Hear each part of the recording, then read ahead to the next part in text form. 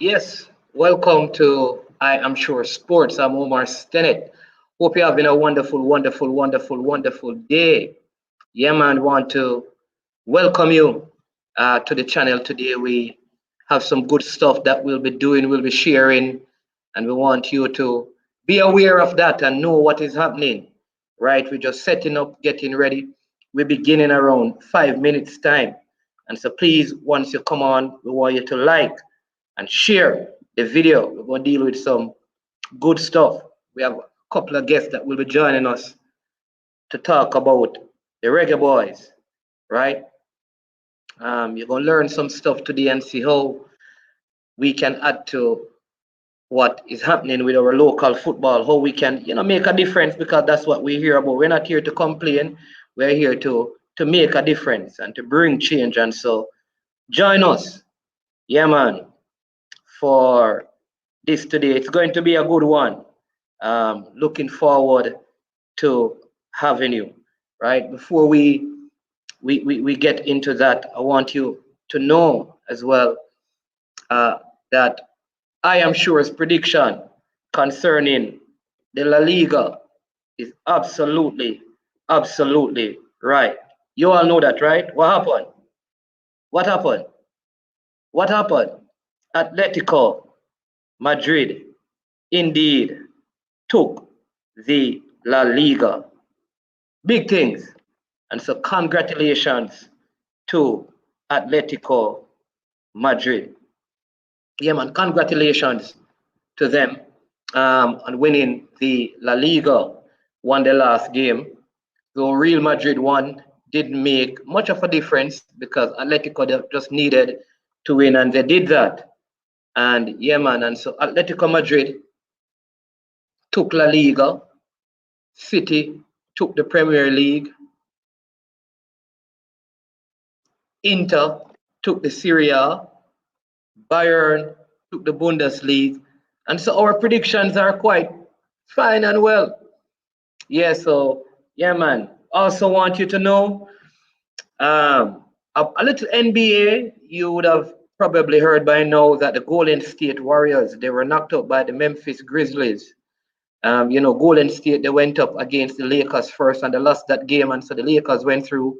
But then the Golden State they lost their game against the Memphis Grizzlies. So Memphis will play Utah Jazz, and the Lakers will go up against the Phoenix Suns. Today, the Milwaukee Bucks plays against the Miami Heat. You also have the Brooklyn Nets. They go up against the Boston Celtics, right, who defeated the Washington Wizards, and the Washington Wizards defeated the Indiana Pacers. And so, yeah, those are the matchups. And then you have Dallas versus the LA Clippers. And we look forward. So those are the games today are the Los Angeles Lakers. They play tomorrow. The New York Knicks play tomorrow as well. And the Philadelphia 76ers, they play tomorrow against the Washington Wizards. Today's game are Miami Heat versus the Milwaukee Bucks. Then you have the Dallas Mavericks versus they go up against the Dallas Maverick goes up against LA Clippers, right? Yeah, you have those two games today, and then you have the Boston Celtics going up against KD, Kyrie Irving, and the Brooklyn Nets. Very interesting, very interesting times. Tomorrow is also the final day of the English Premier League, and very interesting. I mean, the title is already set. Manchester United, they are in second place, and that's the position they will hold. And so they have qualified for the Champions League, but everything else is up for grabs. I mean, some very tough games in there. I can't wait. I think Liverpool have the easiest of games to play tomorrow in terms of qualifying. They can go through, so too can Chelsea, so too can Leicester. Whoa! So all of these teams are in with a shot. Yep, in with a shot to make it tomorrow, and we're gonna see what happens. So Liverpool are currently in fourth place. So if they win, they are in. If Chelsea win, Chelsea is in. And like I said, City and United are already in. All right. Um, so tomorrow's games are very, very, very interesting. And are really Leicester has they have to beat Tottenham and hope that Liverpool loses their game. Um, Chelsea, they need to beat Aston Villa, and Liverpool play at home to Crystal Palace. And so I think Liverpool are going to finish in the top four. So the battle is between Chelsea and Leicester, depending on what happened in their game. All right. Yeah, but like I said, we have some very busy people with us today. Um, very, very busy. Busier than I am. They have a lot of things to do. And so I have one of them, and he's here with us. Today I'm going to tell you his name and allow him to introduce himself to us. His name is Mr. Devon Porter. Yes, and he's here with us today. A very busy man. So I want to make sure I maximize the time, and by having him join us and have him introduce himself, because I'm pretty sure that he's able to do a better job of introducing himself than I am able to. Mr. Porter, why don't you introduce yourself to the I am sure folks out there today? Man, how are you, man? I am doing wonderful, sir. Wonderful. Thanks to have me on a day like this. It's my wife's birthday, and What? and I take the time out to speak with you and the Whoa. football fraternity in Yeah. Jamaica. Um, Now I am a sport-oriented person. I play some cricket. I actually played Sunlight Club for St. Andrew Technical and some football for St. Andrew Technical. Played some football for Sharpwood, a short little stint at Swallowfield, Medhaven. Then I move on to the States and play some football in the Western Soccer League, and it changes to American Soccer League back in the 90s. I actually won Tapping Cup schoolboy cricket and also went to the Sunlight semifinal, and sadly we lost to Calabar, but no love lost. Nehemiah Perry was the captain of Yes. that team. Good player, becomes a Jamaican West Indies cricketer. So I mean, you when you lose to caliber players, you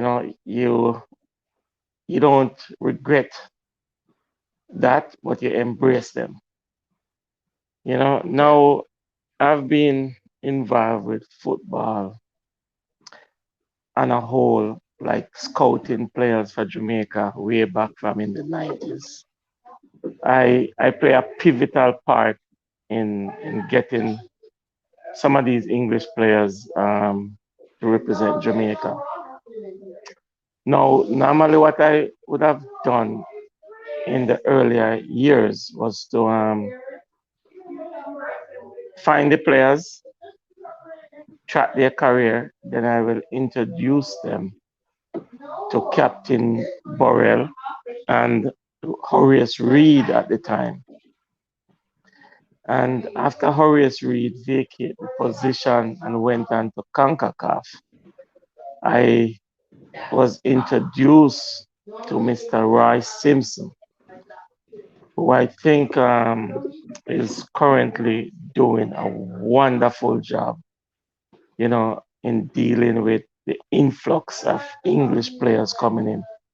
And it's not a reason that we want to select English based players, but I think with one of the saying in Jamaica, no man is an island, no man stands alone. I think with the talent in Jamaica and the professionalism and the talent in England, we can put together a formidable competitive team that we can compete with anybody in the world, with the likes of US and CONCACAF and Mexico in CONCACAF. Now, in recent times, I have recommended players such as Wes Morgan back in 2012, Adrian Mara, Naira Nosworthy, to name a few. Also, Ravel Morrison. And I also reached out again to Ravel in 2015. And as you know, he comes on board in 2019. Yeah, And 2019. yeah, 2018-19, and the rest is history. He's a Jamaica player right now. What Um, about those players who came in before Wes Morgan in the first World Cup campaign? Were you a part of that process? yes, I mean, the yes. Fitzroy Simpson and Fitzroy you, Simpson, right? Robbie Earl, Marcus Okay, Gale, Darrell Powell, Frank okay, great. Sinclair. To be honest, I didn't know much about Dean Burton, and he becomes one of our best player. I mean, Yes, he came with Paul Hall and Fitzroy as a trialist, and yes, as they say, the rest is history. No, then in 2002, like Mika Hyde and those guys who come in the right. fold, That was a Jamie Lawrence crew and Marlon King and Jamie those guys. Lawrence, Marlon King. You know, Yes. I also play a part in getting them to Okay. represent Jamaica in terms of recommending them to Jamaica. Jamaica, take a look at them. They fit the bill. And Captain Burrell, I mean, God rest his soul, went after them and got them to play for Jamaica. Now, Okay. in recent time, like Bobby Reed, Okay. who they call Dexter Dub. Right. You are part of that process. Yes, yes. Interesting. Yes. And currently, I mean, I have recommended players Casey Palmer and Jamal Lowe, but the federation was the one who contacted Did it. those Okay. players. But the mentioning of those players, I have a part to play as well. Um, Now in players like the Nathan Redman and so forth. Before you get to those, let me just say this, right? Because I have to say Hmm. happy birthday. First, let me say happy birthday to your wife from I Am Sure Sports, and I want her to know big thank you for allowing you for giving you away for 1 hour to come and talk to the people in Jamaica. Let her know we really appreciate it, and we will keep you within the time frame. And I know that he also lost your mother recently. So from all of us at I Am Sure Sports, we want to express our deepest and most sincere condolences to you and your entire family. And it is so good to see a smile on your face, right? I am indeed happy for that. I know football excites you. So, but right, go ahead because you were speaking about. But I had to Thanks, do that. But you were thanks speaking much. about Ethan Redman. Yeah, man. Yeah, thanks much, man. Much appreciated. I appreciate that a whole lot. You know, yes. So Nathan and Louis Baker, to mention a few. Michael Antonio was back in 2015. He was about 25 years old then. Um, the then coach Winifred Schaefer met with him, and I think he puts it on hold. People said he turns Jamaica down, but I don't think he turns Jamaica down because what happened is that he was an England prospect and hoping he got into three England setup and hoping that he would have gotten into the team, but unfortunately he hasn't been capped for England. And even now, even though he committed to Jamaica now, there are words getting around that the England coach might call him up, but I think he's a man of his word and he loves Jamaica. And I think truly his dad passed away sadly. And I Okay. think he wants to represent his father because his dad asked him to play for his country, which is Jamaica, as you know. Now, welcome Katatrock. As I see Katatrock shows up, you know, there are a lot of players in Jamaica who can play football. A lot of players in England who wants to play for Jamaica. The Isaac Hayden and those players. Kevin Stewart, he's in the process of getting his paper. Um, Anthony Grant, Kevin Stewart actually, I think he's gone to the League One finals, which is the qualifiers for the championship. So if he wins, yes, he will yes, be playing in the championship, I think. Yeah. he was injured, For came most back of for the the last season. Yeah. came back for the last 3 games, and the last 2 games he played 180 minutes, and that's good Okay. sign. He is a formidable defensive midfielder, comes out of the Tottenham and Liverpool system.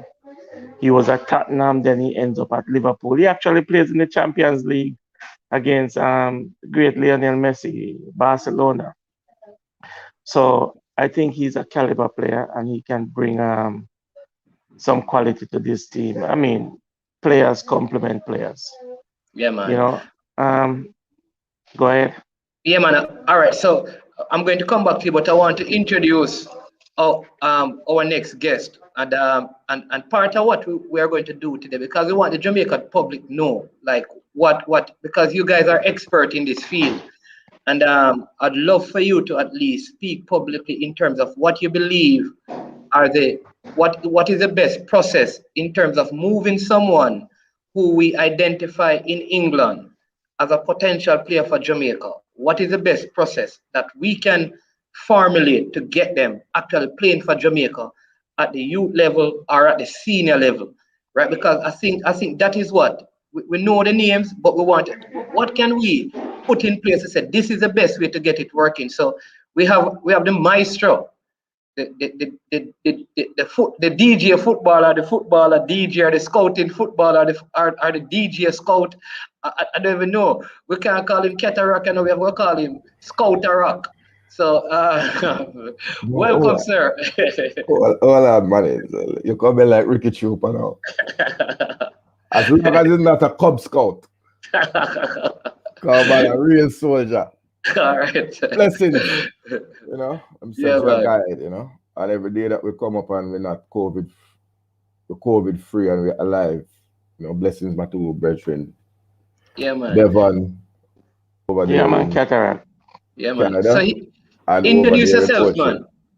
Introduce yourself in DJ, terms of what you do in terms of the football thing and well, how. no matter thing is What? DJ Big Why? Boss, Yeah. Why you Cataract involved Sound, in? Yeah. Yeah, man. Go and ahead. I am a diehard Reggae Boys fan. Right? You say diehard, I mean diehard. I lived in England for many years, from 1988, and I came back to Jamaica just prior to the 98 World Cup when we qualified. I have been involved in what I call a football firm, for those who know about England. The unruly fans, yeah. Leeds United supporter, but I grew up in a household of Birmingham City supporters. Um, and Birmingham City, an interesting football club. It's the only English firm that allows black, Indian fans together. Because most the firm is the ultra, the ultra supporters of the club. Those that you see rioting sometimes. They call them hooligans sometimes, but they're really the ultra supporters of the club. And Birmingham is the only firm that allows black and white and Indian, and it's mainly a black. And my cousin is a director in what's called Aston Pride, which is around the Aston Villa football club and the football area, Aston in Birmingham, and how the club and the surrounding community relates to each other and how they the whole development of the area. Because most football clubs in England, I don't know if anyone knows, are around deep inner city areas. The streets where the clubs are, where you live, they are very poor and mostly black ghettos, as they would call them, but inner city.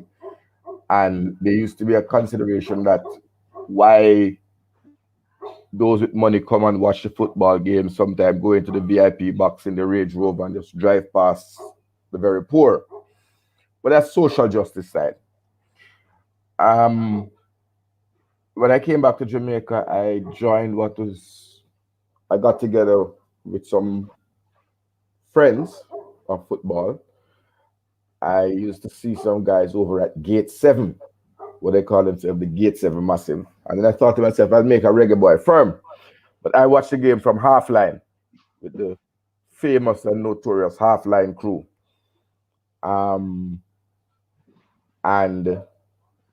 we developed a tradition, and I tried to bring the English way of supporting, singing and chanting and trying to raise the boys when they needed the help the most. Because you know the responsibility of fans is to cheer when the team is 3-0 down. You never stop singing for the team. Those who support Liverpool would remember that famous day, I think it was in Turkey, when they came back and won the Champions League after being in a precarious position. So Leeds, which I think man, we will make a Leeds fan of you, because I see you have the black, blue, and yellow right behind you. Yeah, man, I don't have a shirt, man. The shirt is full white, the lily whites of Leeds, right? Funny enough, the sound that I used to play in England, a song called Soul Connection. The guys are from Hackney in East London, and they are proper Arsenal supporters when Arsenal was at Highbury. Highbury, there you go. Islington N1. So I can tell you they lived on the street where Highbury Stadium was. There was a rapper named Joe Black, N1, North London 1. Some people don't know. They keep saying that the support is from East London, but Arsenal is a North London team. London club, yeah. Was the one. West Ham, despite the West in the name, is the East London team. Yeah, true. Right? True. And so that's just a little history. Yeah. You know. Wonderful. So we formed what was called the Reggae Boy Supporters Club. We used to go to what was the Hilton then, around the poolside every Friday, and beat the official drink of the Reggae Boys, Jerry and his nephew. And we just talk. And we said, how can we support the team? And we decided we'd fly all around the world. Jamaica would never be without support. The boys would never be without support anywhere they went. With our last dollar, we flew to every end of the world. Well, certainly everything CONCACAF, and then every end of the world when we started getting some matches. Right? So that Jamaica had an away support. The best of which I think was the United States game in Washington. Yeah. But the most memorable and most important was the game against El Salvador in Tegucigalpa. Tegucigalpa, yes. We were treated real bad by the fans over there.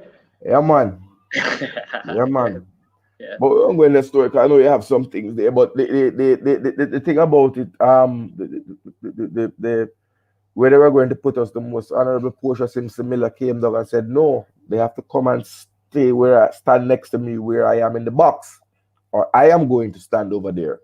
And there was almost a bit of a diplomatic crisis, because where they wanted to put us was the worst place in the stand, the worst place in the field, right in that V by the corner flag. Yeah. And she made the demands that we came across to where was what would be the equivalent of our grandstand, and a little box in the air, and we stood there. But it was real, man. It was real. Yeah. They beat the drum all night. Some man Yeah. just come Before the from game, 6 o'clock the outside night before the yeah, man, game. Yeah. Yeah. outside the hotel, man, they beat the drum, beat the drum. I've asked the man, say, who the man? Which part of Naya Bing do you come from? No Naya man not beat drum like them. And the man, when we spoke to him after when we were leaving, he was like, this is so me amigo. That's what I do. That's my job for the team to keep the opposite team awake. That is But his job. He if said our fan support could be like that in Jamaica's football, eh? yeah, Because man. in Jamaica, you're not allowed to do anything that disturb the opponent. Really, that is our sport. Our sport support is. Once they come into Jamaica, we couldn't go to the hotel that they're at and play jobs or The turn on Katatrock sound outside at the hotel and play a big sound that they can't sleep. I don't think that is allowed in our culture. Jamaican fans are known as nice fans. They're too nice. Too nice. Yeah. The thing, you know, is your fan is your 13th man. You lift the level. When you're down and you look up in the stand and you see that, well, when it was at Washington, we were the home fans.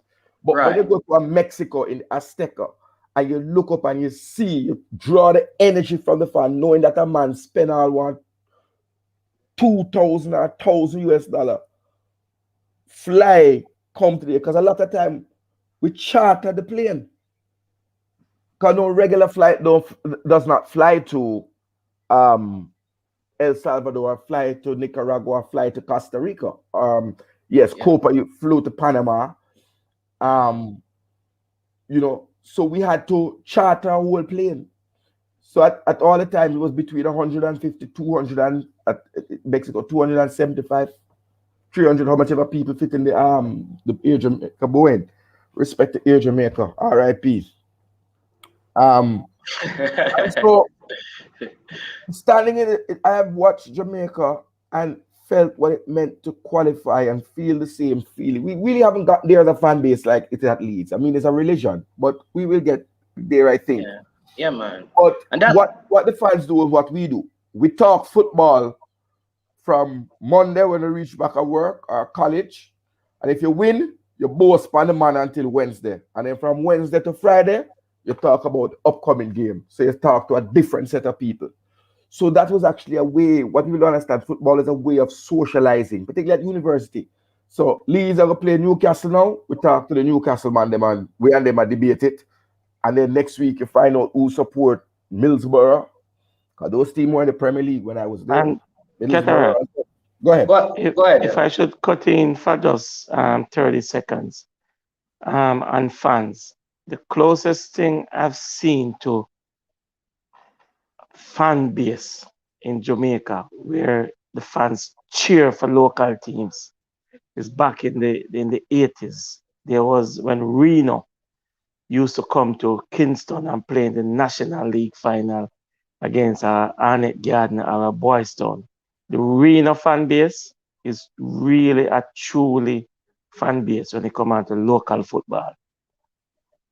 Yeah, yeah, that is true. That is true. A lot of the rural teams, because you'd find that like Arena coming to Kingston, all the buses, the buses that would run from Kingston to Westmoreland would be loaded up, and because it was a longer journey, people would have cook them food and bring them food and everything, and come and reach early and eat. So that whole vibe is part of what the fan base need to do now. And But we're not and going. then not Yeah, and then not only there, they sing and chant and wave them flag. I remember there was a right, right. dreadlocks from Reno Pepper Dread, they in a call him, man. yes man in a Yeah, final against Arnett Garden.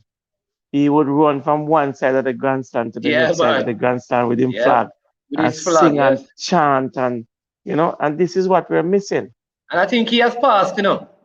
Yeah, man. Really. That is true. But God it's bless him soul. that's and like Katatrock says, there's a 13 man. But right now there is an influx of Jamaicans living overseas, because that's what we're gonna call them. I don't like the idea of us segregating the team, saying that English based. There are Jamaicans living overseas or playing overseas. I think that is what we need to say, because once a man have citizenship, he's a Jamaican. You understand me? And, Yes. and, and the truth be told, that there are some of the players who are born in Jamaica. There you So go. is it because that you live in England, like a Nathan Ferguson, like a Daniel Johnson? Is it that the fact that you're born at Victoria Jubilee that just goes out of the window? There you You go. know, So we need out to of change many the one phrase, you know. people, out We of need many one to, people, I don't like that phrase, Mannings. I agree with yeah, you 100%. I don't like that phrase, yeah, English based, They're a son of the because soil, man. yeah, Theodore man. Whitmore was an English based player. He Yeah, played but over exactly. 150 games in England. There What you will go. you guess? Pepe Goodison. Pepe Goodson, yes. Ricardo Gardner went there very young, at 17, and Maybe spent over Gardner, 10. what will I call him? It's Jamaican. And Yeah. I think that if we can, I am not going to use that term anymore, as erase it again. And I will discourage. It's not, Yeah, because man. there's not a segregation, and there's no football in the world. If you take a insular or xenophobic approach to it, that you would have any success. Barcelona tried it when they used to want to have only Catalan players, but I think they quickly abandoned it. I mean, I recall hearing something like that. There was a team in Spain, is it Spain or in Italy, that only had either Italian or Spanish-based players alone, but they're not Not successful, gonna work. Yeah. right? And so the notion of these false things that people put up, you must only have 6. I was watching a game last night after we finished at our local virtual bar where Devon, you and me hang out. Coaches them, Yeah. the triple threat. Um, and I lay down and I went to, just think over some things I saw there, that some comments, and I turned on and it was the Jamaica Mexico match, the last away match that I went to. Not a last away match, sorry. It was one of the last away matches that I went to. When we 0-0 in the Azteca, Naira Noseworthy, Arian Rapper, and Yeah, man, they gave their heart in that match, I'm telling you. we players that I don't even hear the name mentioned again. There's a guy, Marvin Elliott, Oh, the central midfielder. central defensive midfielder, alongside Yes. Yeah. Rudolph Austin, a young Rudolph Austin. And the truth is, when they counted at one time, there were only 2 locally playing players on On the the field. on the field, And that right? was Jermaine Taylor, the man from Portland. Yes. I think was one. And Rudolph maybe, Austin. yes, might have been Rudolph Austin, might have been the second. I think somebody else Donovan was playing Ricketts foul. I think No, Donovan Ricketts was keeping. and Tall P, but remember Tall P had an international Ryan career. Johnson. Oh But yeah. Ryan Johnson was Canadian. Yeah. And Yeah, I think tonight, who was playing forward wasn't Ryan Johnson. No, Ryan Johnson. no one was playing forward. Ryan Johnson was on the field. And tonight and the other place, I'm going to talk about that. But that's a good segue. That's when recruitment Yes. goes wrong. That's Yeah. recruitment gone wrong. Because at that time when Ryan Johnson was selected, a Marlon King, younger Marlon King was available, a Clinton Morrison, a Jason Ewell. My cousin Sylvian Ebanks Blake was a young, hungry striker at the time. There were several strikers of Jamaican descent who had no possibility of making the England squad. DJ Campbell. Yes, my friend. And that is why I want to speak to both of you, because one of the And things I so we want to segue. yeah, I want to say I want to because that's what I want to do. No, because every World Cup cycle we miss out on several players. Right? What is the best strategy from a scouting perspective, a clear contact perspective, can be implemented? So one, we get the best players, the best players available, number one, and uh, and have the kind of relationship with the technical committee of the GFF that they can find a way of at least looking at the players. So they, after we provide all the scouting, so now they can have them in the team. Because like some of the names that are being called, can you imagine if all the names that are being called who can play for Jamaica were available to the coach right now? What kind of side would prepare?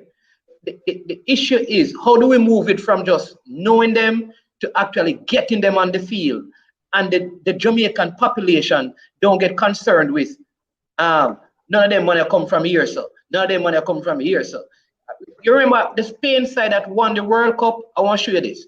Had a Brazilian in it. Watch this. The German side with Mesut Ozil, Turkish. All of these guys, they had Podolski, Polish player. They had players from Poland and all Ghana, those other players from Ghana. Ghana. Closer. In close. There you go. In those teams, right? England does it, right? Italy have Brazilians playing for them, are persons from Brazil. Diego Costa is a Brazilian playing for Spain. Why is it such a big issue in our local football culture? And that is where I want to help the Jamaica public, Mr. Porter, and then Katatrock, you can go on after him. I'll give you the floor to talk to the people and tell them what is the way forward. Okay. I have spoken to a couple of people in the Jamaica Football Federation, and I am looking forward to 2026.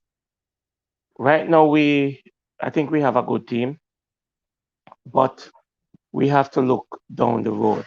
We we have been a little bit late to assemble the team for 2026, and sorry that some people is gonna be left behind because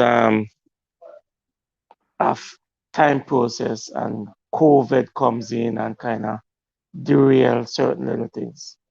But right now, I am looking at some young players in England, and I have already started the process of contacting their agent because I am a person like this. I don't like to link players directly because they are young players. I like to go forward to their representative, explain what we're doing in Jamaica and with the national team and what we expect of players who is born of Jamaican heritage in England or anywhere in the world. Now, I have possibly about 25 young players in and around the age of 18 to 21, 22 right now that are interested in playing for Jamaica. And some of these players, I haven't even reached out to them. They reached out to me because if you check my Twitter account, I introduce myself. I profile myself as a Jamaican scout with my email and my number. And they, in return, sees that on Twitter because they visit Twitter so often. And they actually get in contact with me. And this is how Kido Taylor Hart get in touch with me by email. Then we exchange numbers and I'm keeping a tab of. Sorry, Mr. Porter, for the people who don't know, Kilo, when I mention the name, just let them know where he, at least what club. Because not everybody knows, we know. He's in the Arsenal Academy. He's 18 years old and he's Okay. currently plying his trade with the under 23. He actually got his first contract at Arsenal, so he's fully an Arsenal player. And we're looking for him to break into that team next season. He is very, very talented, tall, silky, type of player. He's a winger, can operate on both wings, and also he can operate in a false nine center forward position. I have another player from Cheltenham. He's 18, big, strong, powerful, by the name of Ibangs. Ibangs is, as a matter of fact, Ibangs' agent is also a Jamaican.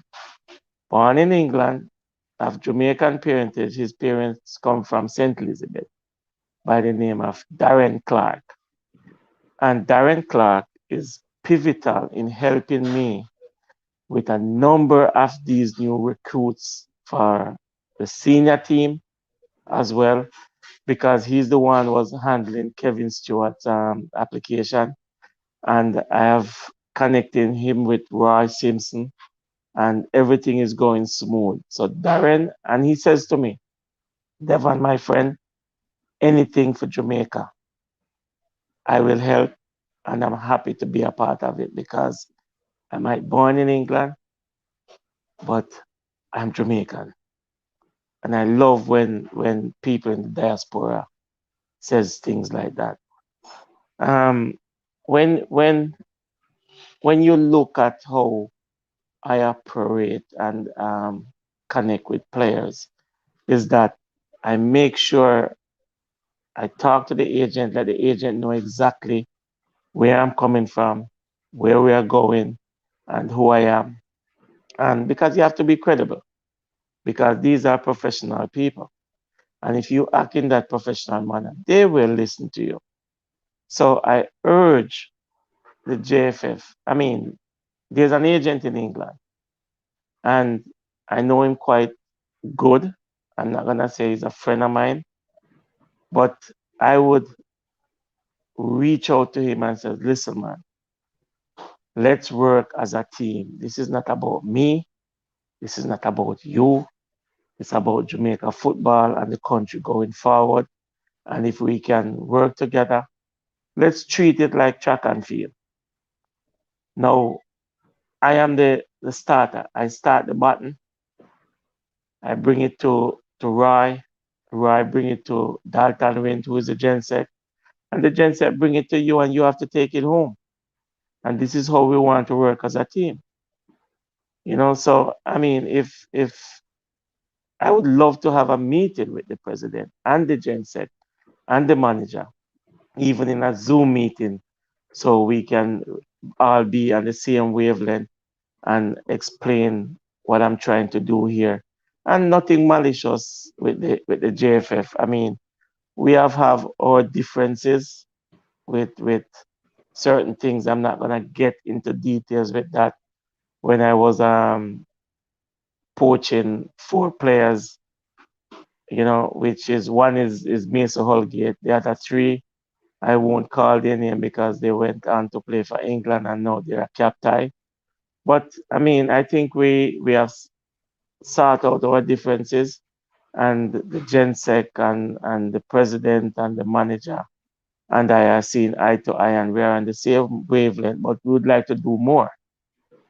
So one of the things I would like is that if the JFF can reach me halfway and says, okay, Devon, we're gonna give you the reign to contact players fully on our behalf because you have been doing this for so Unofficially. long. Yes, Unofficially. So do it official. unofficially, Yeah. Yeah. behind the scene for so long, and it's bearing fruits, and the players that you recommended has represented Jamaica with distinction, and we want to give you that responsibility to reach out to more players. And with my good friend Katatrock here, So this is where now, now yeah. Mr. What? Blake, Mr. Blake and I have a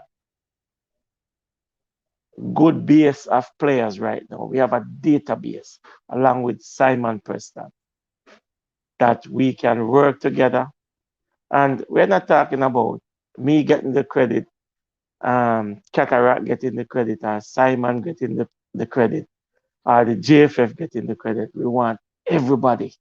Jamaica to get the credit. Jamaica's Jamaica to football, that's right, which is the it's bottom line. Jamaica Yeah. football. We're doing it for Jamaica. All right. So, We're All not right. So, doing it for so, us. so yeah. So management. Cataract, yeah, man, you're time now because Listen, my good friend leave me out of the 4x4. oh yeah, yeah. But What's up? no, Your let me time. tell you where You're I yeah, think yeah. my leg is. Because so one of the so Mr. Porter, because where Devon is at, because and then I'm going to is this. So Devon is saying that listen, his role is really to touch with the agents and the players. So Cataract now we want to hear, yeah, are you a Okay, button now? The button in all right. your hand. Box No, stretch. I think no. I think I run the prelim. That's what I Okay, would do. okay, Right? okay. And what I have is, having lived in England, a sound network of Jamaicans. And I want to share and say to you, I hope you give us the time to really explore this topic. And those who are watching, I find in Jamaica we want to French fry and microwave things that we don't get to the meat of the matter and a real solution. So I want to thank you, I Am Sport. Yeah, man. So I this is think your there time, is a and no no man, no interruption, man, no man, no Take man. all the time you want. I think that I want to start with where Devon started with, and I want us to brainstorm and look. I think there's more than one approach. But the one thing I'm certain is that the current approach is the worst possible approach. Right? Yeah. For whatever reason, how it developed. Because an agent and a scout are two very different roles. Even the role that I play, which is what I would think is just talent identification, or what I call information management, for which I have a postgraduate degree.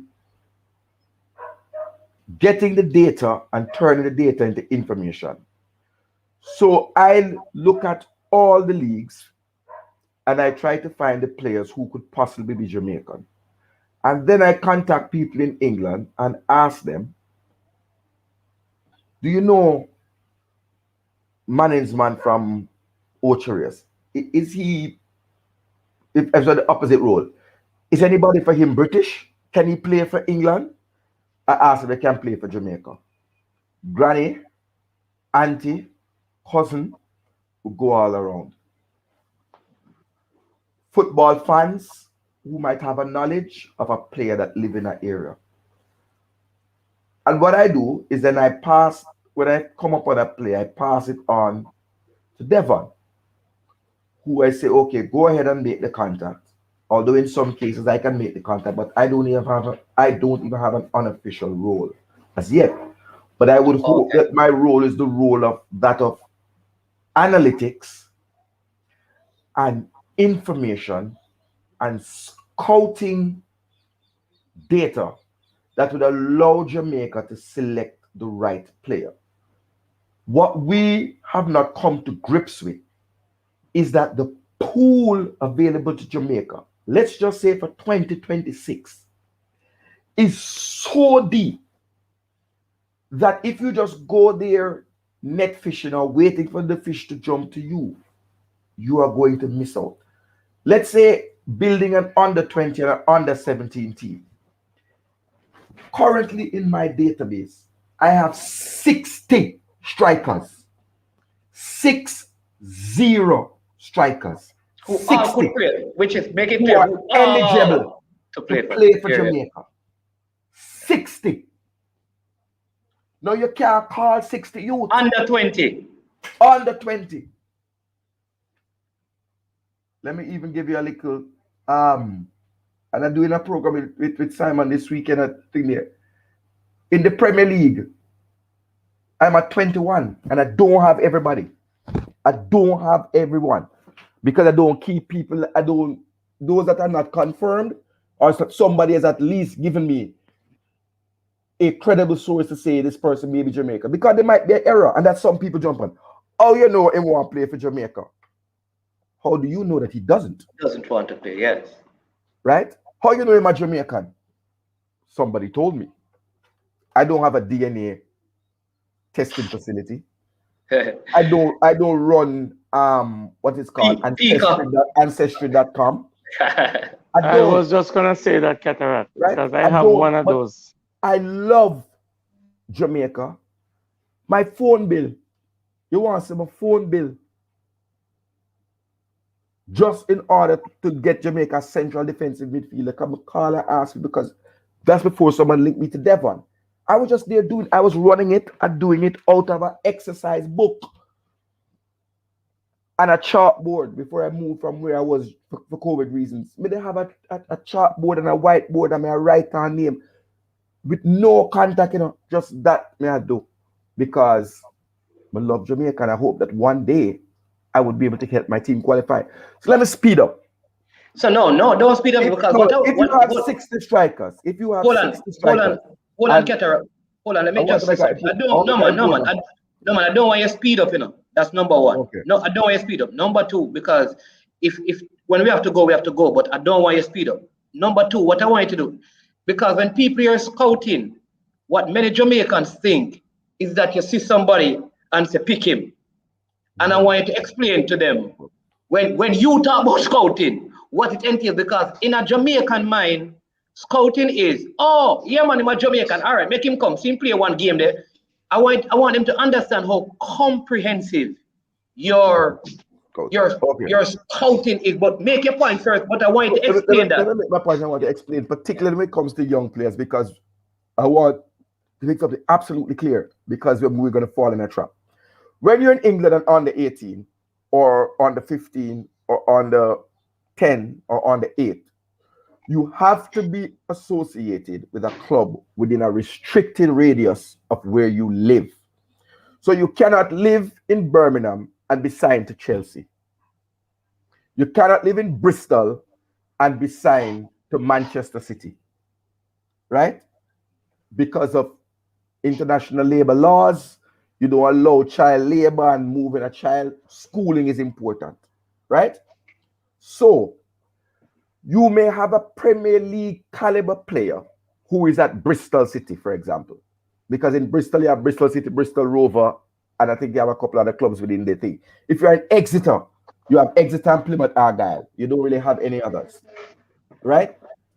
Unless, of course, your family move you to an auntie who live in London, and then that's how they get around the process, right? They move you to a family who live in London, and then you sign for a nice academy like West Ham or Chelsea or Arsenal. Arsenal does have an excellent academy. Excellent academy at Arsenal. West Ham, Chelsea, Charlton, Crystal Palace. Those really highly developed academies. But so scouting for a junior player is different than scouting for a senior player. When we scout, you have a thing called a scouting report. It has your strengths, your weaknesses, and your style of play. And which foot you are. Are you left-footed, right-footed, or ambidextrous? You use both feet, right? Your height, your age. That's for a professional player. For a junior player, a lot of information is kept because the player's on the age, like a minor, right? So it's when he turns 18 that then becomes public. But you can follow. So you have to go together. I have to go together and patch it. I have to be with scouting sites that are paid, right, to pick up on some players. Because other people are scouting. And we are now in the information age. So, for example, a particular newspaper in England, I have to pay for my year subscription because they carry a thing called the Super Scout. The Guardian, for example, each year publishes the list from 1 to 92 of the best prospect at each club. Okay. So you have to go and research.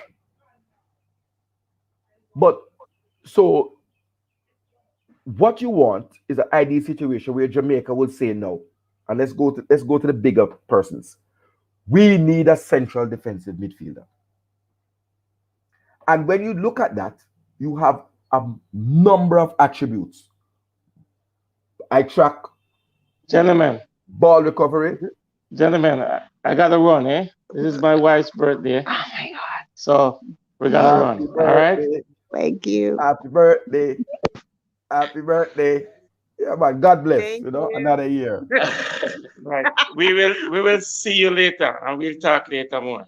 All right. All right. Thanks Yeah, Thanks for man. having me. Happy wife, happy life. Yeah, man. All right. All Talk right to you then. soon. Okay. Yeah, All man. right. All right. Yeah, man. Go ahead, Katatrock. Just finish up your point, right? Come on. Yeah. So we can go ahead. Yeah, man. So finish up what you were saying. Okay, there's Yeah. a bit of a delay. Sorry. Right. So I track everything. depending on the role of the player. So let's take a central defensive midfielder. How many blocks, interceptions, ball recovery? How many times you lose possession? Aerial duels. Aerial right. That's in the defensive aspect. So you have the dueling aspect, which is broken down into aerial duels and ground duels. Okay. How many tackles you make? How successful are your tackles? How many passes you make? What's the accuracy of your passing? Passing in your half, outside of your half, in the opposition half. Right? How many fouls you commit? How many times you are fouled? Because you might pick up a good player and he commits a lot of fouls inside the area. And if you're playing at Southampton with a dead ball specialist like Ward Price, pros, yeah. Or you're playing, I think he went to Tottenham. Wolves, yeah, Wolves as well. Wolves. Woodward. You had this guy that was at you have the guy at Wolves. Everton. Sigerson. Yeah. Right? And Ericsson, who was at Tottenham, was a very good. Who was at Tottenham. You will pay with your life. Yeah. Right? Because some players are just they're just dead ball specialists. Right? True. And so you then are able to look at the players against each other and say, this one would fit into the Jamaican system and this would be the best choice. Right now, it is who wants to play for me and who wants to play for Jamaica and not who Jamaica needs to play for them. Okay. Makes sense, yeah. Right? No, I don't get into I think on public thing, I won't get into the comparison of players, but otherwise you make very loose things. Like I hear people make very loose statements about Anthony Grant. And I ask them, if you watch his scouting and he is a 4-star rated at every attribute that a central defender needs. And Kevin Stewart has a lot of 4 stars as well, right? But they all do, because that's why they're professional. That's why they're paid to play the game. But then you have to analyze, because that's one thing. You have to analyze the statistics with what the scouting report says, which is the written things. Strong at passing, strong at tackling, strong at reading the game, strong at aerial duels, etc. And you match that with the analytics, right? And then there is another deeper analysis that is done. So let me use my example, the main example I use at Anthony Grant. Not because I think Anthony Grant is the best player in the world, but I think Anthony Grant is the best central defender to fit the Jamaican football team culture. Yeah. So let me help the people. Anthony Grant is a central who plays for Swindon, who desires to play for Jamaica. Paper has been processed, and in fact, he has made a request. Yes. After GFF, let's put it that way. He has made I don't want to say request. Made himself available. And so, right. And this is somebody Katatrock has scouted, and so he's going to speak about that now. Yeah. Right. So here we have a central defensive midfielder who is age 33. And immediately the reaction is, we don't want a 33-year-old man in our squad. He might go be 34 by the time World Cup qualify. We don't want him. But then let us pause. Why would a professional football manager offer that player another contract? What it is that they see that you don't see? They see a player that has played 600 professional games, started 90+% of the games per season, 95% of the games for his club, wherever he is per season. So they see durability and they see experience. Then they look at the position. There are 2 positions on the field of which age is an attribute. Goalkeeping and central defensive midfield. Look at James Milner at Liverpool. I think James is like going on close to 40 now. And he will still get another contract from Liverpool. because there's no substitute for how you learn over the time. When you are a player, you come back and you drop back and you drop back, and central defensive midfield or holding midfield, as we used to call it, a link man. The ability to have a vision and see the whole field and be able to spray the passes, what they call release the forward with a ball over the top, or a defense splitting pass that changes defense into attack quickly and catches the opposition out. That you gain, my friend, with years. You do gain that. I mean, you start with it because you have to have a central defensive midfielder when you're under 17 and under 20. But your Gennaro Gattuso, when Gattuso used to just break man legs for AC Milan, a team that I like. And the older Gattuso, when he stopped getting red cards and yellow cards, but really understood that you could get to the ball before you get the man. But sometimes it's just statistic. He just wanted the man. You understand? Yeah. So they understand the rules in which age doesn't matter. But they also understand that you draft a player into your squad, maybe for different reasons. And let me what is that? When we were selecting the Reggae girls 2 years ago, or 3, is it? Might have been 3. To go to the World Cup. 2018. There was a young teenager, should have been 16 at the time, called Lauren James. That if she had received a call from Jamaica to come and train with the squad, we would not have a right back problem in Jamaica today. Yeah. Why? Because her brother is Reece James, the starting right back for Chelsea and England. Yeah. So your scouting has to be strategic, because you may have a further objective.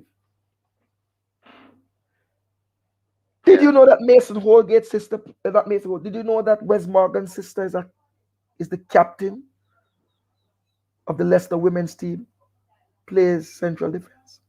Yeah. We don't know these things. Whoa. I'm dropping a bomb on I Am Sure Sport. I am telling you, she need to come play. she need to come and play for Jamaica. We have 2 games coming up. I hope she's in the squad, because I know they call a couple Chelsea players and a couple. I think there's a Leicester player in the squad. I'm not sure if she's in, but it might be her. But I mean, yeah, no, it rocked my brain. She's 27. So she's not a spring chicken. She is true, and could have been in the Jamaican setup at the same time as her brother. As Wes Morgan, yeah. Lots of players have children. Yeah. So the older Dean Sturridge, his younger son is now coming up now. Ian Wright. Ian Wright's son is at Ian Wright's son is Kevin Campbell's son is at Stoke, I think. Yeah. All these, so you can't just deal with man any kind of way, and then next now them son turn a star now, and so that's overall. But let's get back to the scouting. So the real role is. But you raise a very important point, and let me help because I think people need to hear this, because one of the things you said that I really appreciate is the age factor in certain positions in football. Goalkeeping is one of those.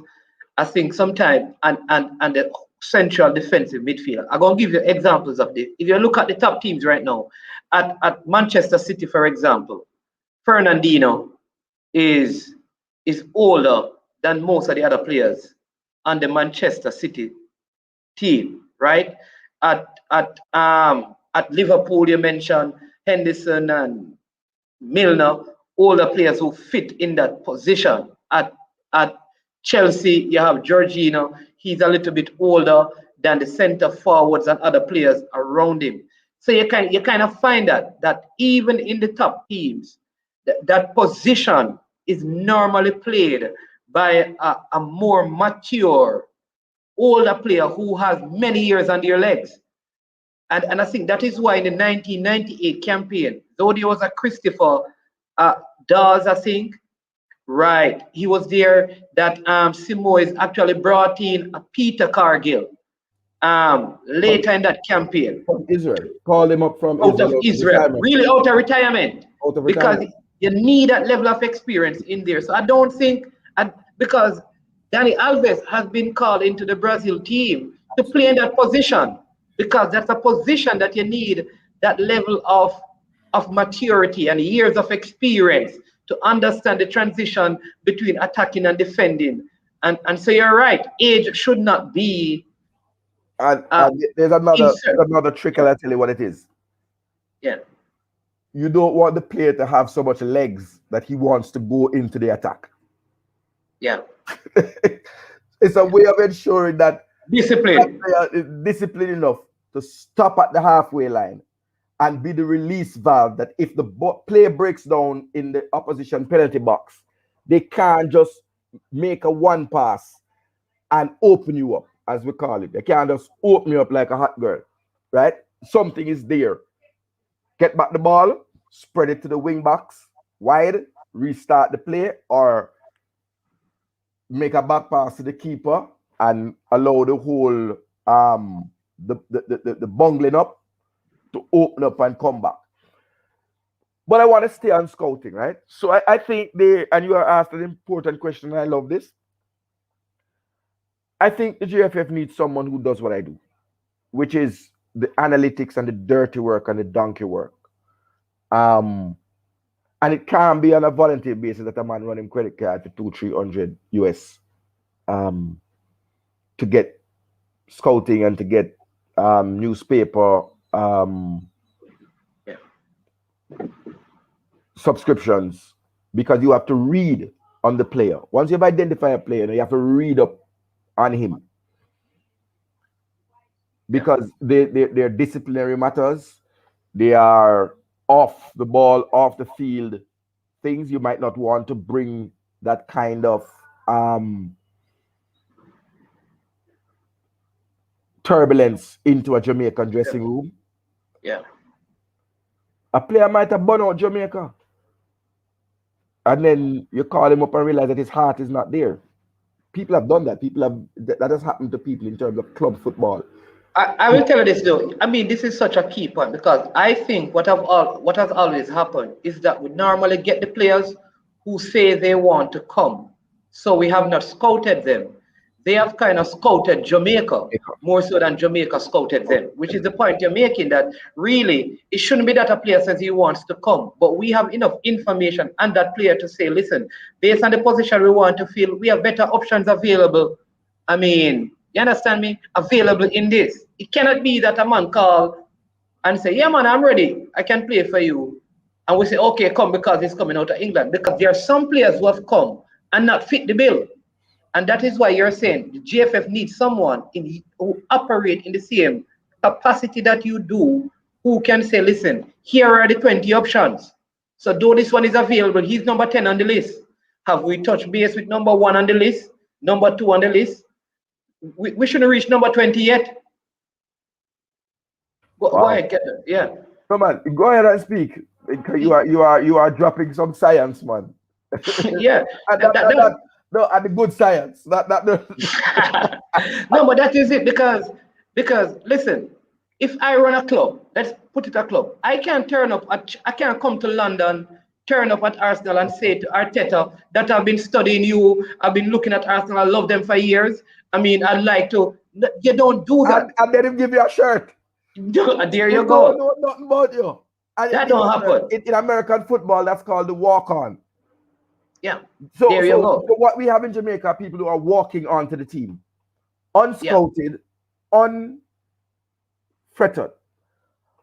But Jamaican public and the better subscribe and like this video, and because these are one of the credible channels, right? And I know around Gold Cup you're going to have a whole heap of new man pop up, but we have to remember some of the foundation channels who do different things, right? So hit the like button and hit the subscribe button because there'll be a lot more in the future. We literally have walk-ons, and in any sport, if you follow American football and stuff, that the walk-on is like 0.5%. Yeah. Players are scouted, and there's a reason why each club and each national team, for example, England, has a robust scouting network. It's a whole department. A whole department. There you go. So before you market, get something to market. Yep. Yeah.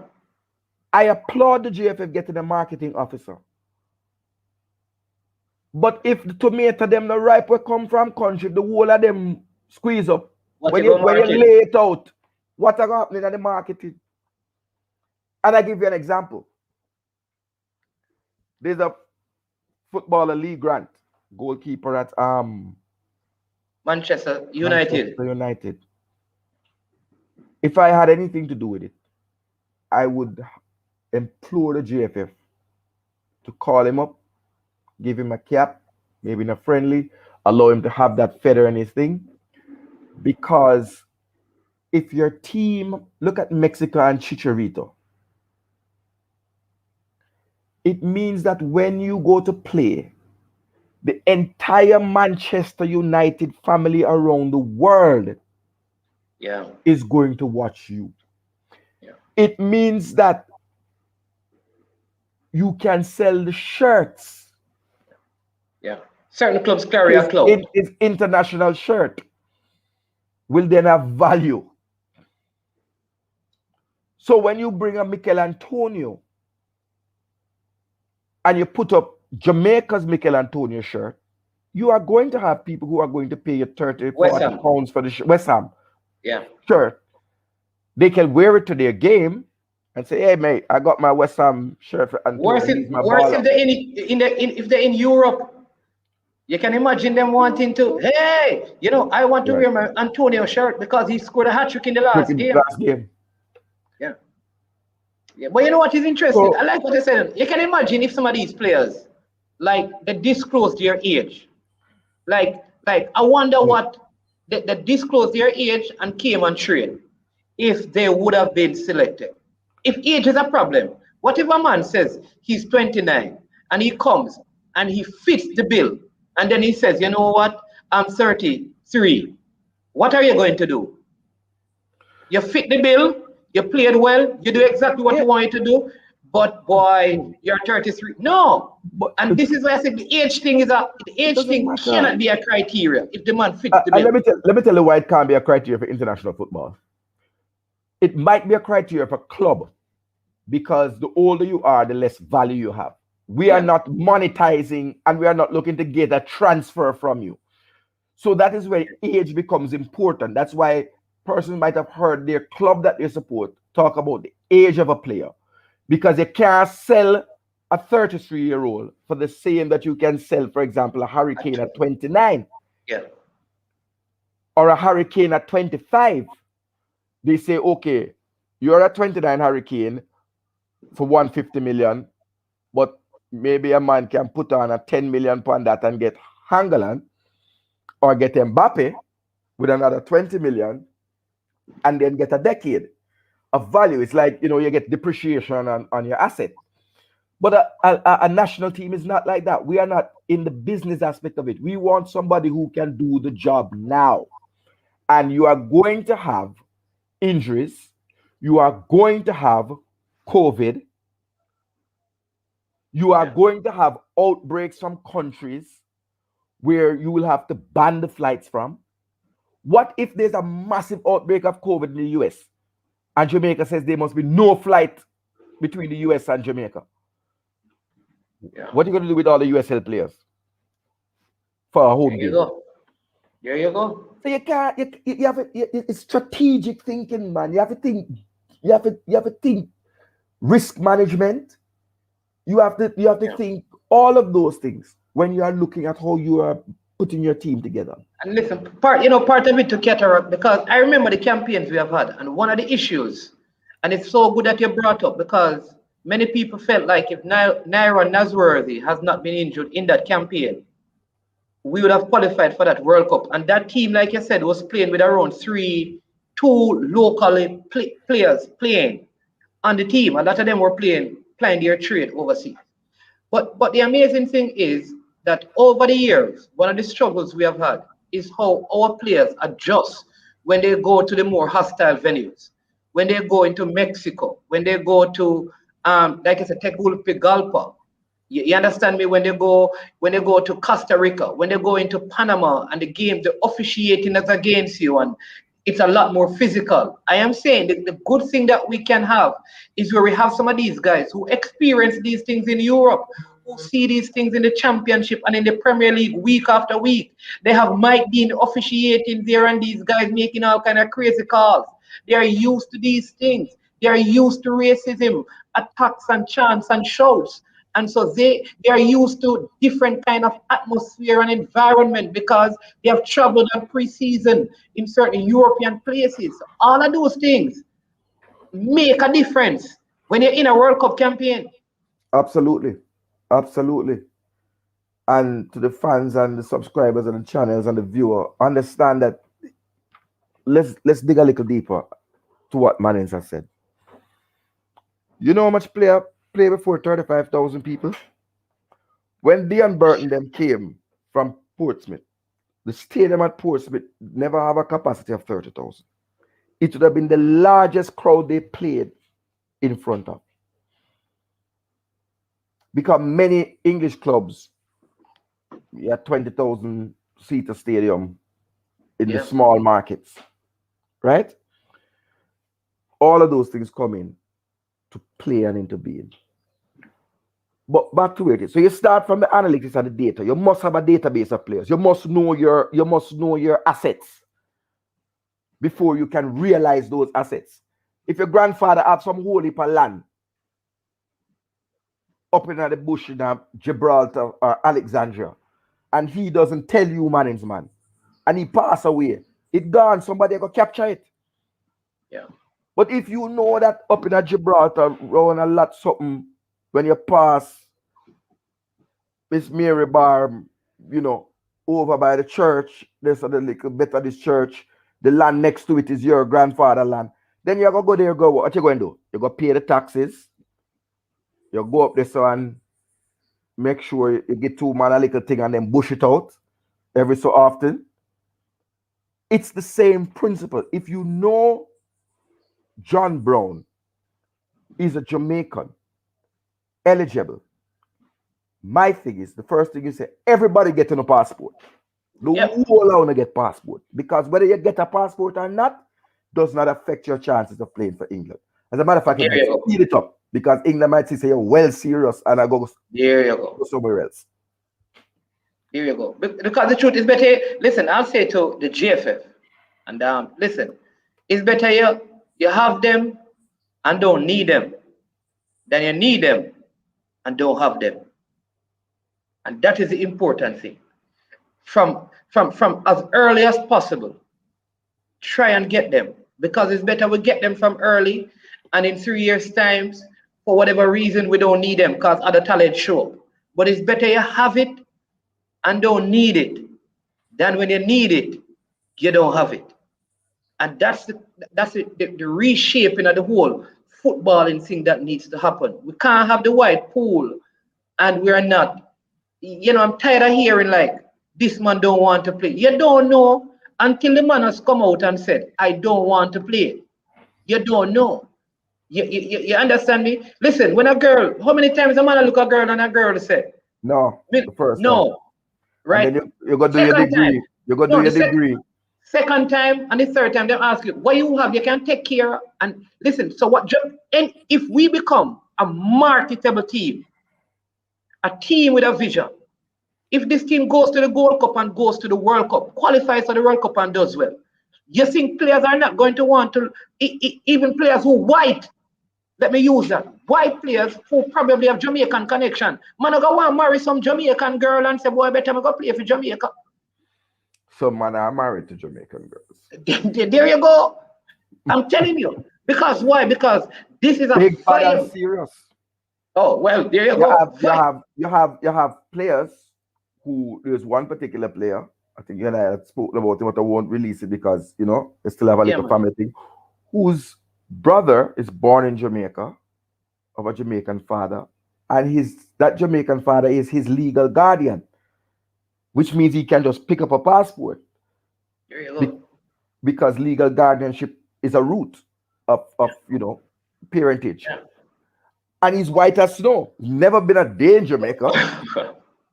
Yeah. Blonde hair, blue eyes. Yep. So you can't, if he breaks out next season, you can't be insular, man. That is my thing. You Yep. have to know your assets, and then in order to know your assets, you then realize your assets when the time comes. So for me, and you're asking, and you say, how would I go ahead? I would go ahead and build. And listen, you're a pastor. God don't like people that waste blessings. And Yeah. you are never blessed in the same way. We will never have another time when Jamaica has this level of talent pool in England. And so if our ambition is to win go semi-final at Gold Cup and No, the bar is qualify low, man. qualify for World Cup, the bar right now with the talent that we have available in England, and I am presuming in other places in the world where Jamaicans are, Yeah. nothing less than the quarterfinals of the World Cup. And once you're in the knockout stage, anything goes because it's 90 minutes, 11 v Yep. 11. Yep. So we should be looking in 2022 to be able, or 2026, to be able to Listen, lift the World Cup because a lot of these players are young. Katatrock, I said to people in Qatar, when Jamaica qualifies, imagine a quarter final or a round of 16 match between Jamaica and England. Problem. You want Imagine, Galatasaray? You want imagine Galatasaray? Leon. You get the port. Just imagine No, Leon. Imagine Leon Bailey going down this side and Sterling going the other side. What? Just imagine. That would be probably the Jamaica, biggest match. Jamaica, That would probably be the Jamaica, biggest match in the Jamaica, World Cup. ever in the World Cup history. In You the understand? history of World Cup, everybody around the world will stop and remember where they were. Like when Usain Bolt ran and smashed the world record not in Beijing, because I'm I didn't telling go you. in yet, but in Berlin. Yeah. Everyone will stop and remember where they were if Jamaica should encounter, even let's say a Jamaica-England final. You can imagine that? I'm You telling can you. imagine that?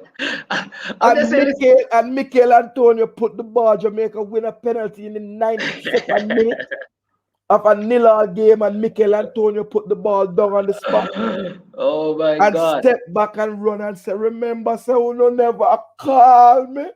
The stone that the builder refused.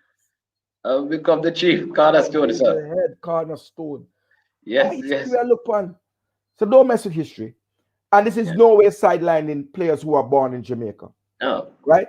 Because I have a saying, and I tell young people all the time in Jamaica, I tell the selector them on so I tell any young boy, you're either world class or no class.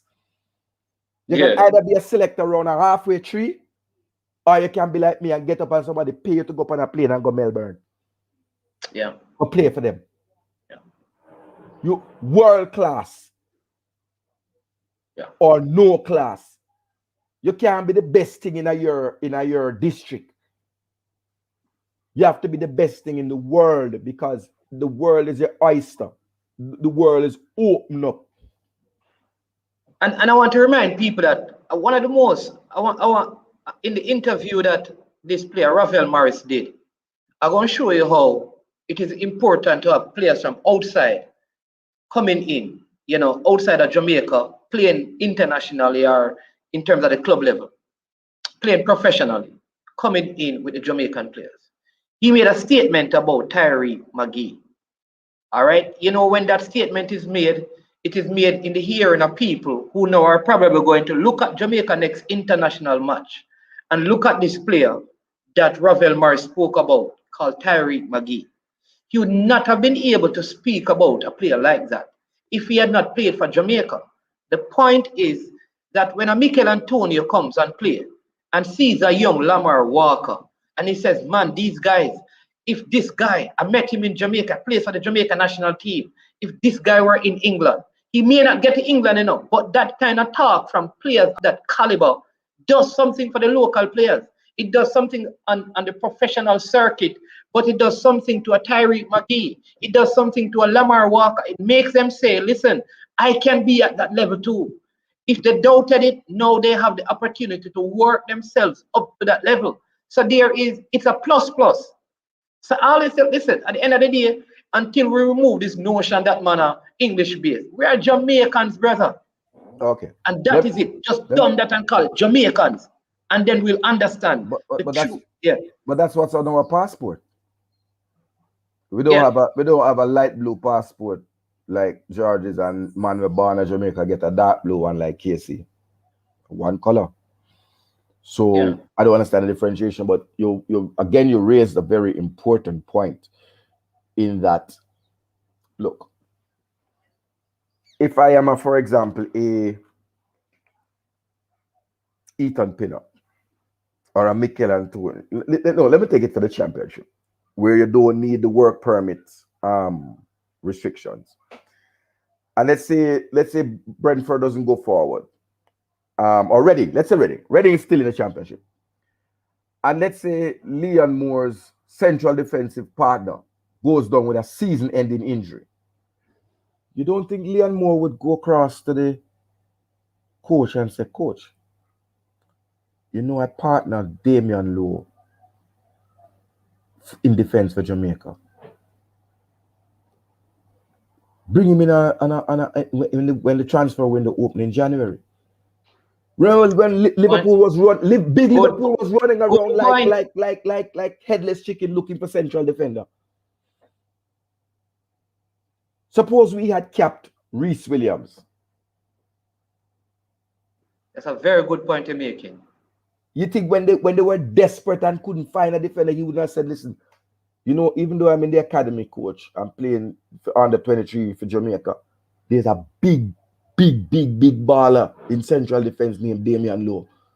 We can get him on the cheap. It's not a $50 million thing, but he's good. You don't think word of mouth? You think everything is cool?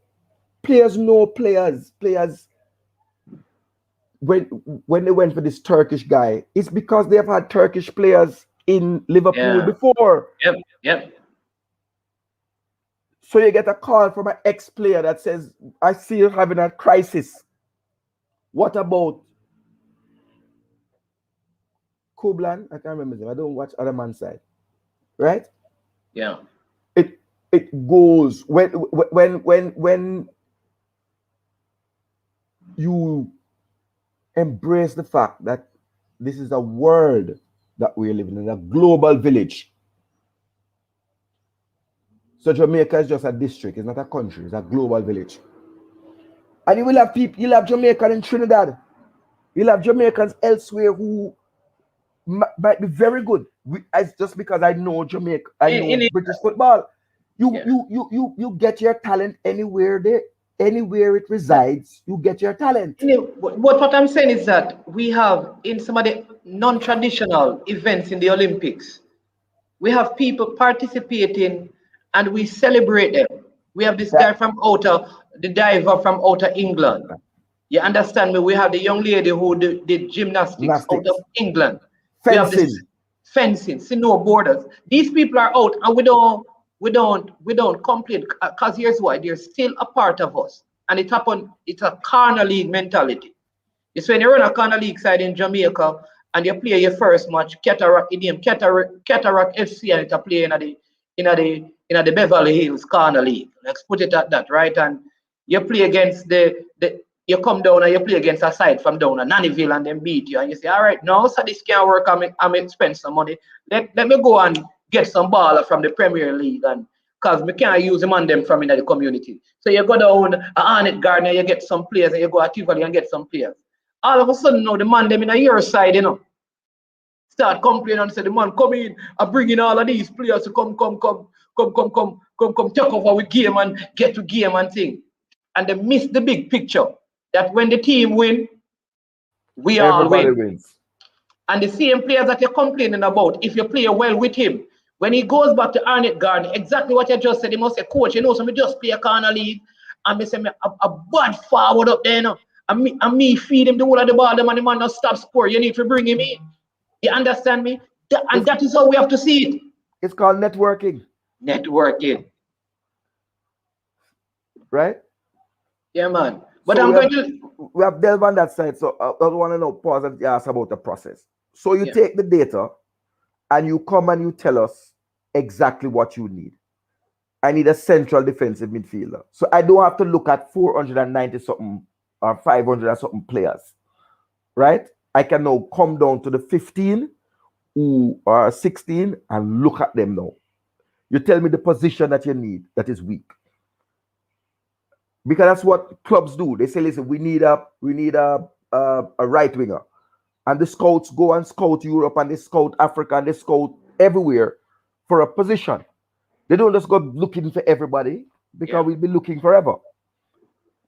And then we do an assessment of who will be fit. So my job stops at saying, okay, coach, based on the analytics,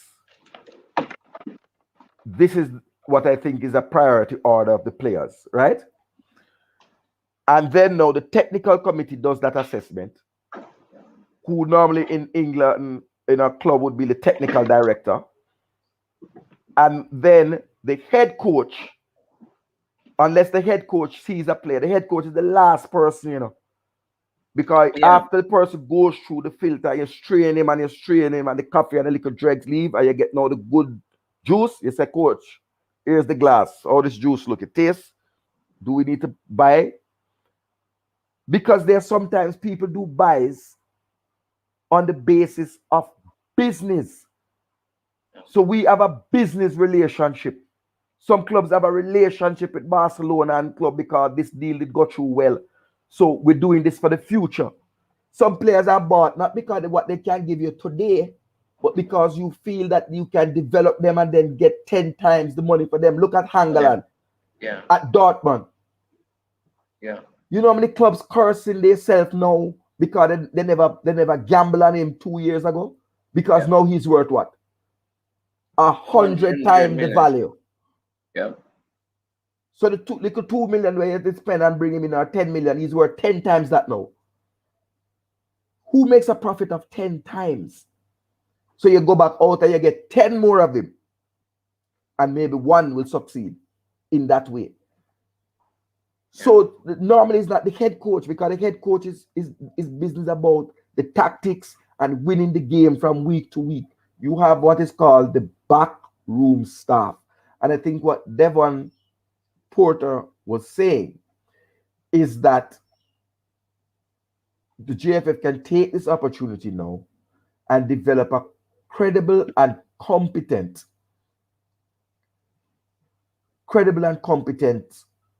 database. No, credible and competent backroom. Backrooms, you're right. Proper analyst, proper database scouting. management, and a proper scouting, because the scout then now makes the contact. When a player here said Gareth Southgate is in the stand to watch you, that is how England does it. You might not go to the FA, dog a lot of that say, yo, you know somebody a Sunderland, I be a baller. Yeah. Marlon, Yes. I have watched that player, a very good CDM, but the persons have told me,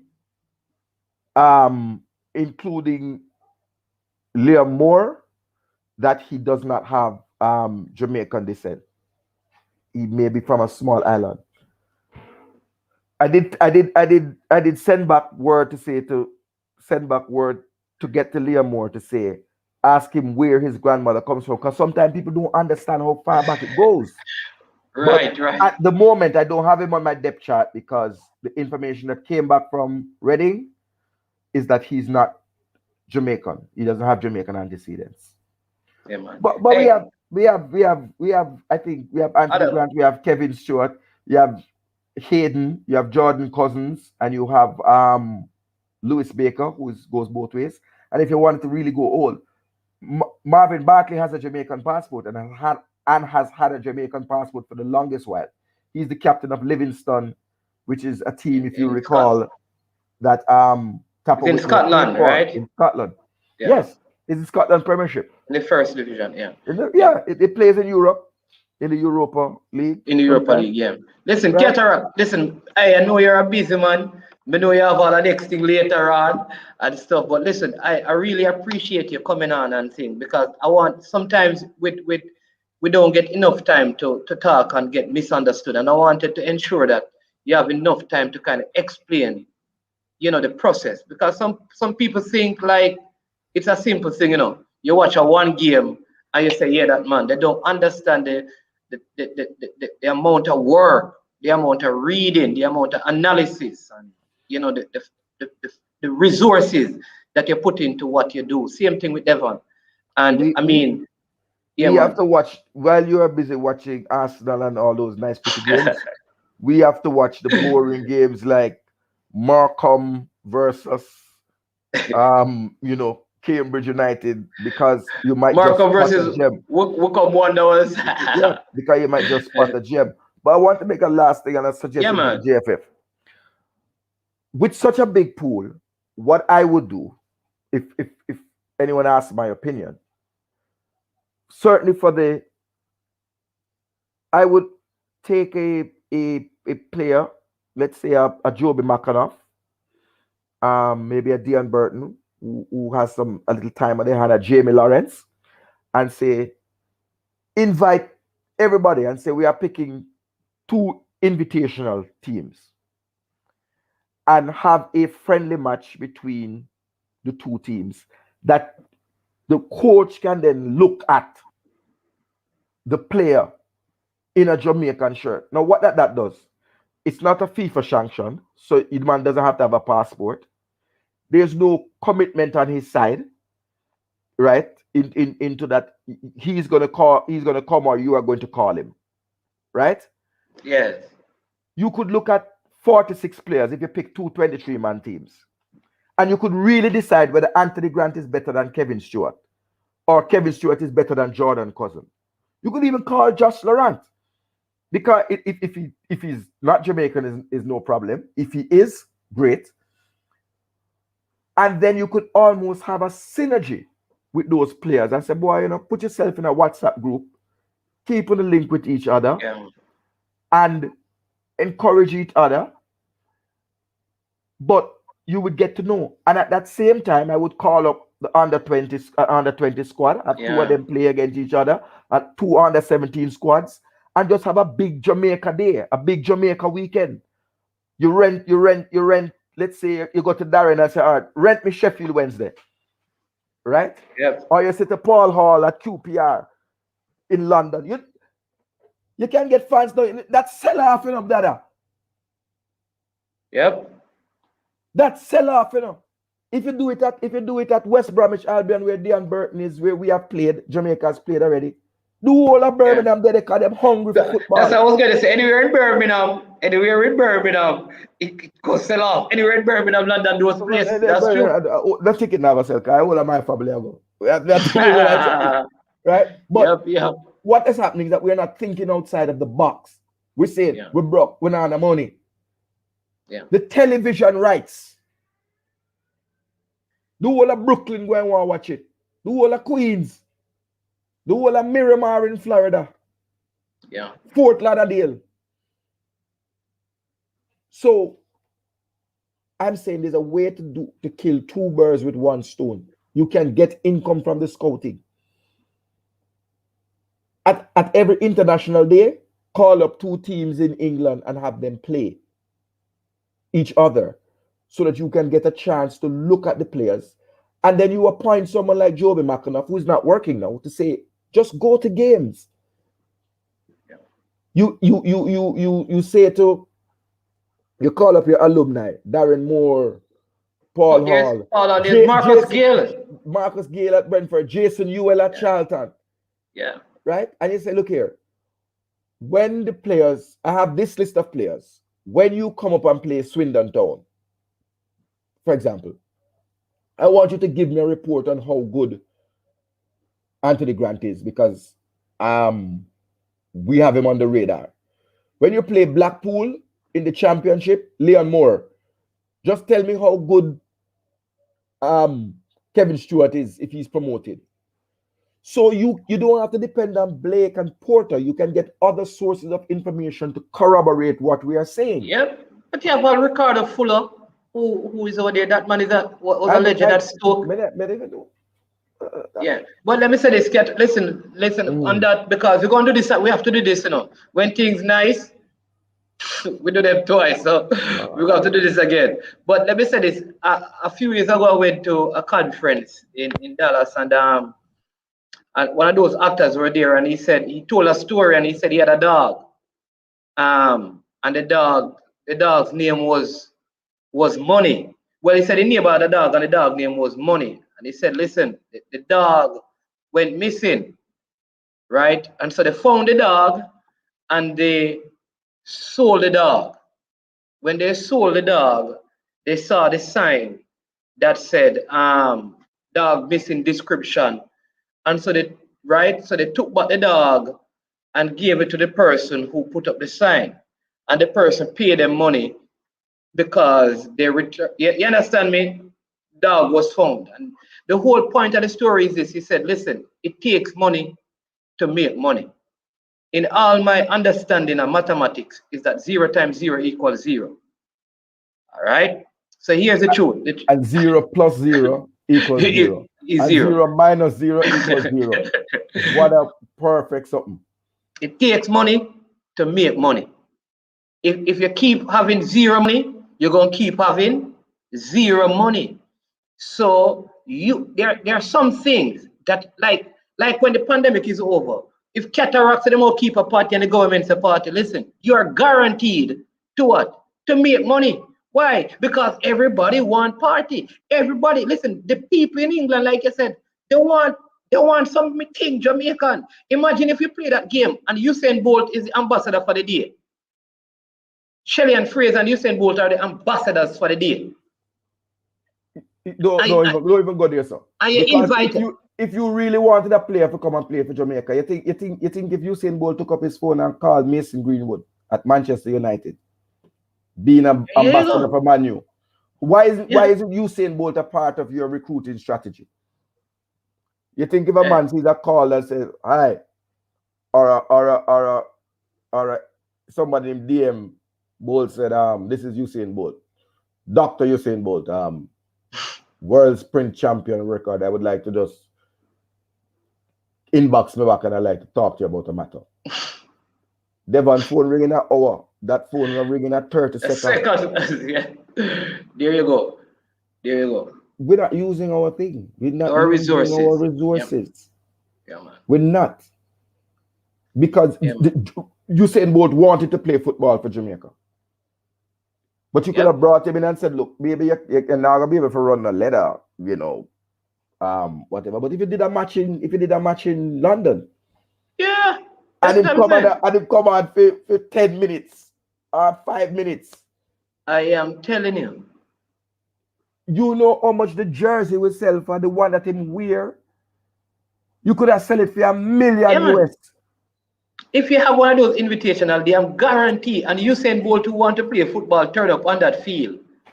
Listen, but we're gonna pick up on this, We're gonna have to pick up on this because we're gonna keep putting these things out there so people will hear, because that's what we can do, The Bible teaches us that, listen, if you don't preach, how they are going to hear. You understand me? And so sometimes we feel like don't say anything. And if we don't say nothing, people not going to know. And we have to keep speaking and use the platforms that we have. I know you're a busy man, so I appreciate your time. We're going to be, I want to big up all the other persons. Listen, I want to big up the coach's desk because that's how we came into contact with each other. You understand me? I really appreciate that. And so if you're watching and you have not, check out his channel, check out Simon's channel. There are so many Jamaicans who are here doing this kind of thing. Reggae Boyz commentary that Simon Preston, he runs that. A lot of good information around here if you want to hear about the Reggae Boyz. Listen, it don't cost you anything to subscribe to a man channel. You understand me? It's just to show him that you appreciate his work. So You understand me? Here's mine, subscribe to it. And you understand me? Go and subscribe to them, man. And when you have time, listen to some of this stuff because you don't know. It's better you have the information and don't need it than need the information and don't have it. Get her up, bless up, get some rest coming. Know you have a marathon tonight. You understand me? Because when the, when the bar open up, it will close until 12 o'clock. You Yeah. understand me? We call that the sports bar because no Sports bar. drinking, No just drinking. talking. Just talking.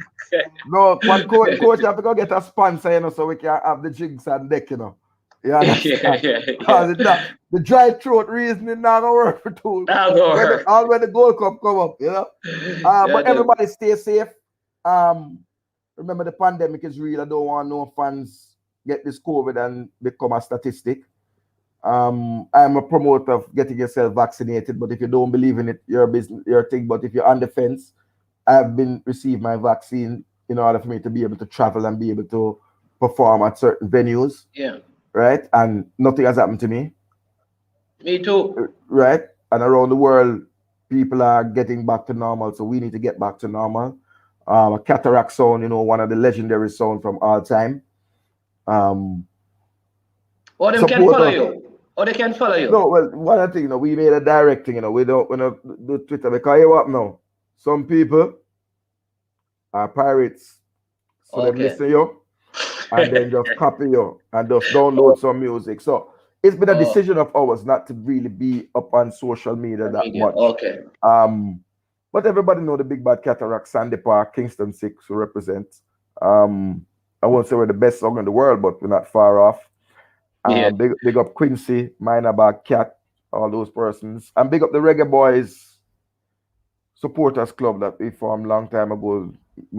Those persons, and definitely big up the half line massive at the stadium. He's a Yeah. Reggae Boys for life. Steve Shorty Malcolm. Yeah, man. Yeah, man. Bless up, brother. Much respect. Enjoy the rest of the day. And like I said later, we at it again.